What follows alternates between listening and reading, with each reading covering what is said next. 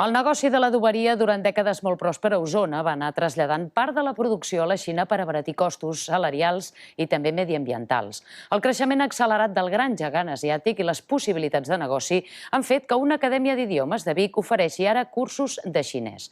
Joves que busquen formació complementària per als seus currículums i fills de xinesos nascuts aquí són els nous alumnes d'aquest curs de xinès. Un idioma gens fàcil d'assimilar per als occidentals, però que ha arribat a desbancar altres llengües abans molt estudiades a Catalunya, com ara és el francès. Pronunciación y escritura es más difícil de idioma chino. Pronúncia, escriptura i alguna dificultat més. El xinès mandarí, també conegut com el xinès comú, que és el més simple en l'escriptura i el que es fa servir en el món dels negocis, és el que s'imparteix en els cursets que es fan a Vic. De tota manera, per a un occidental no és fàcil aprendre'l perquè té sons i entonacions que no estem acostumats a utilitzar. La part escrita, també molt complexa, és la que desperta més curiositat en els alumnes, perquè els obliga a tornar a fer cal·ligrafia com quan eren petits.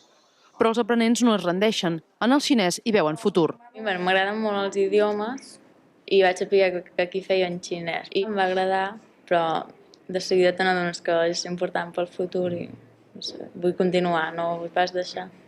El meu pare viatja molt a Xina i em va començar a parlar una mica que seria l'idioma, un idioma molt important per al futur.